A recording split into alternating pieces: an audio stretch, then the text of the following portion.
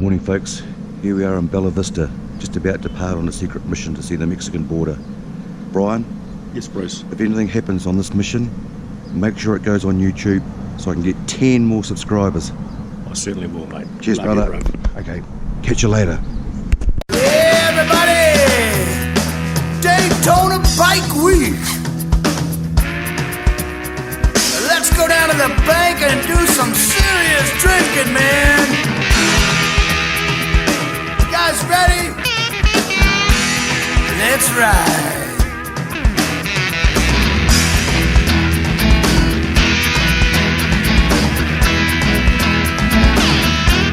Yeah, HogWild, baby, baby, HogWild. I got my motor running, baby, HogWild. I got a big bad motor scooter, maybe I could be a lot cuter. Baby, I don't care, 'cause I'm real HogWild. HogWild, baby, baby, HogWild. I got my motor running, baby, HogWild. I'm gonna head down to Daytona, gonna wind about in Dakota.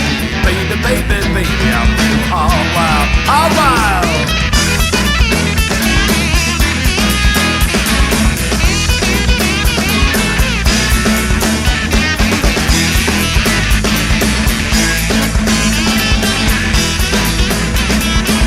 Yeah, HogWild, baby, baby, HogWild. I said I got my scooter running, baby, HogWild. I'm gonna head out on the highway. I hope you're going my way. Baby, I don't care, 'cause I'm real HogWild.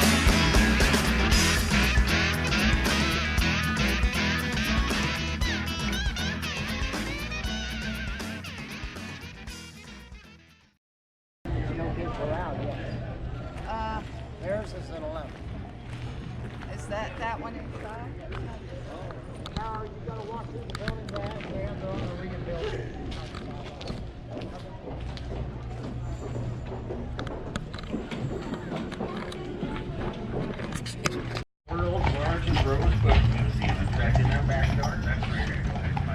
I usually do like to start my tour with just a little bit of history and why Tombstone is here.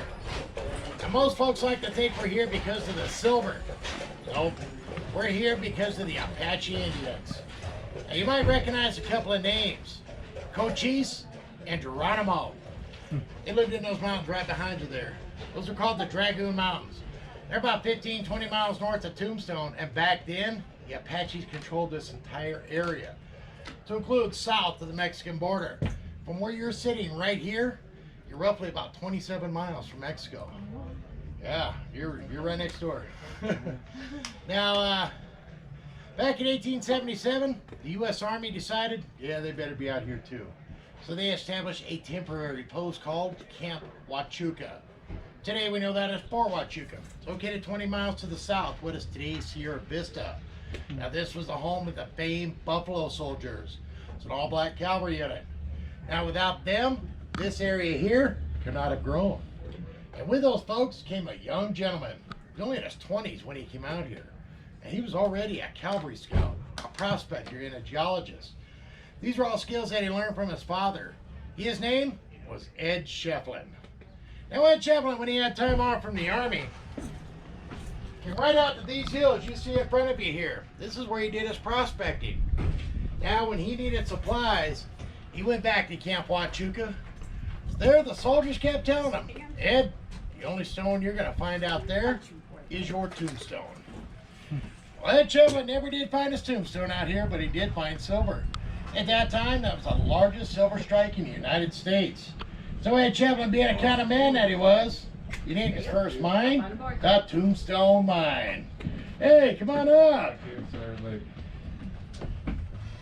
Now back then, this area here was actually called Goose Flats.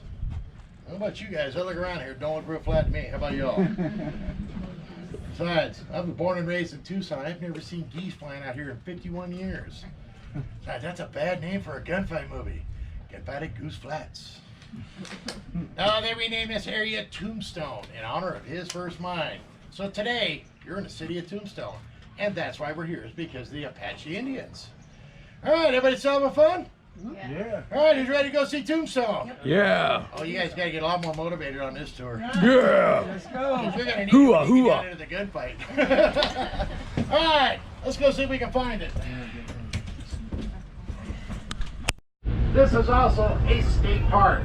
This is our smallest state park in our state park system. And we've had 7 men that were hanged here. 2 of those men were in 1900. That was the Hadelman brothers. They were convicted of killing a deputy U.S. Marshal who was trying to serve a warrant. Gunfight, yep, they put it right there at the bottom of their sign. It says gunfight site. Believe it or not, the only gunfight that ever happened at the OK Corral. Howdy, ma'am. Happened in the movie. The gunfight site right now. That's where it all started, folks. Name this.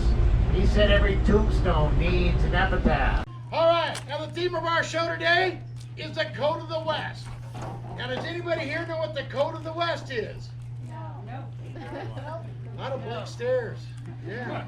Well, it's a real simple theory, really. The good guys always win.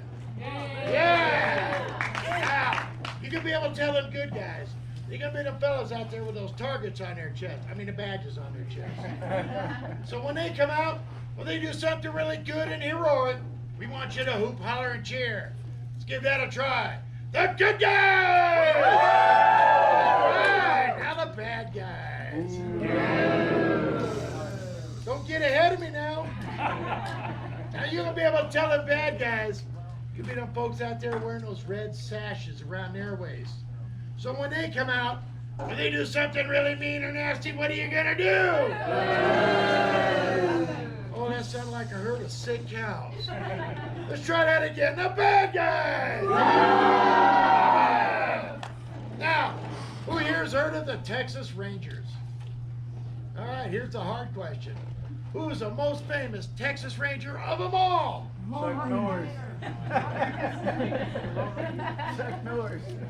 No, it's not Chucky Norris. Here, let me give you a hint. He wore a mask. The Lone Ranger. There we go. That's right. The most internationally famous Texas Ranger of them all was a fictional character. Go figure, right? Now, some folks believe that the Lone Ranger was actually based on a real-life individual by the name of Bass Reeves. Bass Reeves, however, was not a Texas Ranger. He was a U.S. Marshal. He operated up in the Indian Nations. Today we know that as Oklahoma. He worked under the hanging judge of Isaac Parker out of Fort Smith, Arkansas. Now he's responsible for bringing in over 3,000 criminals over his career. And one of those criminals was his own son who was wanted for murder. Now some of the similarities that he had with the Lone Ranger is he rode a white horse. He had 3 Indian companions, and he did use disguises to infiltrate the gangs. It's a pretty interesting character. You can actually read up about him online. That's Bass Reeves. Now, we're not in Arkansas, Oklahoma, Texas, are we? Where are we at? Arizona! Now, here in Arizona, we had our own Rangers. They were called the Arizona Rangers. Just 26 men, responsible for the entire Arizona territory. Yeah, that's a pretty big feat for such a small group of guys, right? If you don't think that is, you go hop on your horse, you go ride that Arizona territory. See you back here in about 5 years. All right. Now, who here has heard of Marty Robbins? Yeah. You have you? All right. For those of you who don't know who Marty Robbins was, he was a singer and songwriter from the 50s and 60s. Did a lot of gunfighter ballads. He was actually born and raised right outside of Phoenix in a town called Glendale, Arizona. And we're actually kind of particular in one of his songs around here. It's called Big Iron. Now, it's about an Arizona Ranger that comes to town looking for his bad guy. Now, we're going to act that song out for you. Give you a chance to practice your good guy and your bad guy routine. Are you all ready? Yeah! Oh, come on. We got to do this the right way. Who's ready for a gunfight? All right, one more time. What do you do when the good guys come out? How about them bad guys? How about them good-looking guys? Well, don't worry, they'll be out here in a minute. All right, so everybody settle back in your saddles and relax. Enjoy a piece of the Old West with the Tombstone Cowboys, Marty Robbins, and Big Iron!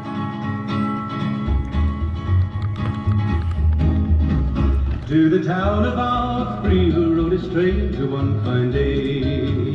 Hardly spoke to folks around him, didn't have too much to say. No one dared wave his, no one dared to make a slip. The stranger there among them had a big iron on his hip, big iron on his hip. It was early in the morning when he rode into the town. He came riding from the south side, slowly looking all around. He's an outlaw, loose and running, came whisper from each lip, and he's here to do some business with the big iron on his hip, big iron on his hip. In this town there lived an outlaw by the name of Texas Red. Many men had tried to take him, that many men were dead. He was vicious and a killer, though a youth of 24, and the notches on his pistol numbered 1 in 19 more. Now the stranger started talking, made it plain to folks around. See that little wave you gave me? Was an Arizona Ranger, wouldn't be too long. He came here to take an outlaw back alive or maybe dead, and he said it didn't matter that he was after Texas Red, after Texas Red. Wasn't long before the story was relayed to Texas Red. But the outlaw didn't worry, man, to try before a day. 20 men had tried to take him, 20 men had made a slip. 21 would be the ranger with the big iron on his hip, big iron on his hip. The morning passed so quickly, it was time for them to meet. It was 20 past 11 when they walked out in the street. Folks were watching from the windows, everybody held their breath. They knew this handsome ranger was about to meet his death, about to meet his death. There was 40 feet between them when they stopped to make their play. And the swiftness of the ranger is still talked about today. Texas Red in knock-cleared leather for a bullet fairly ripped, and the ranger's aim was deadly with the big iron on his hip, big iron on his hip. It was over in a moment and the folks had gathered round. There before them lay the body of the outlaw on the ground. Oh, he might have went on living, but he made one fatal slip when he tried to match the ranger with the big iron on his hip, big iron on his hip. Big iron, when he tried to match the ranger with the big iron on his hip, big iron on his hip.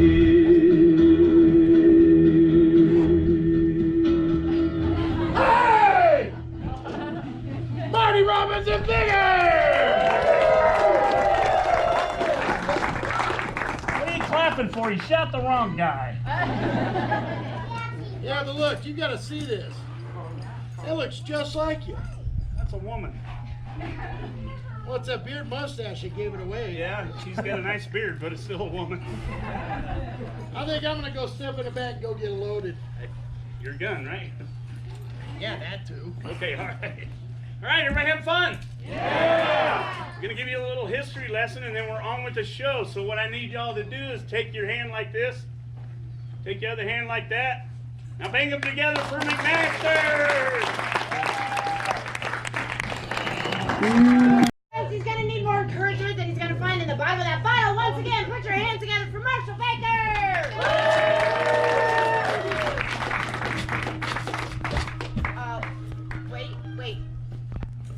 Wait. You have your own theme music?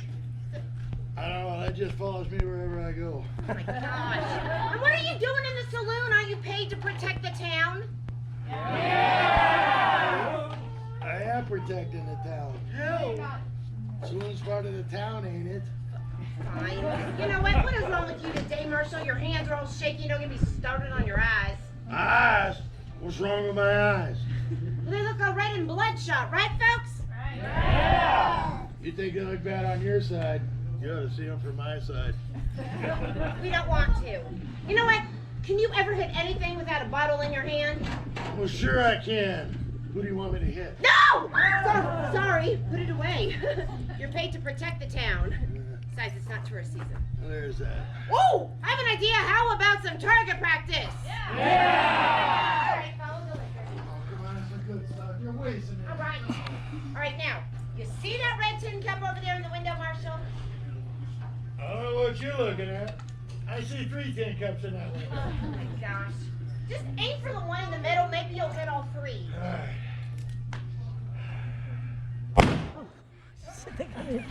Yeah, the barrel. All right, what's wrong with our barrels? That looks like a prostate problem to me. That ain't funny. Hey, can I solve nobody does Sure. this? What do you mean move? Feel like I can do a little better. Ooh, Fun, Kiko. Fun, go ahead.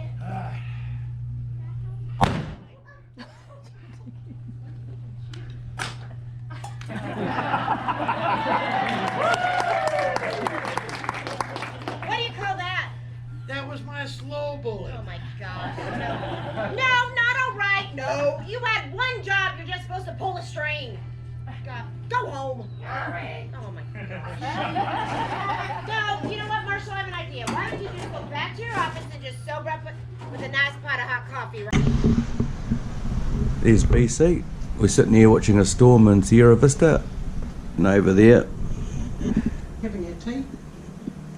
Squidgy and Chezza eating up their tea. I mean, our tea.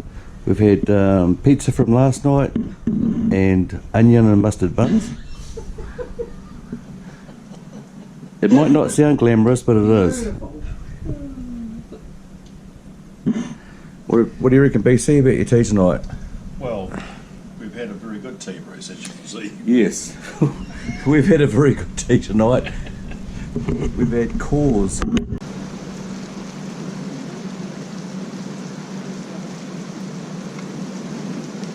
Whoa! Jesus! Get that down. It's going to be a fucking journey. Sweet, brother. Shit, that was huge. Yeah. Did you see it?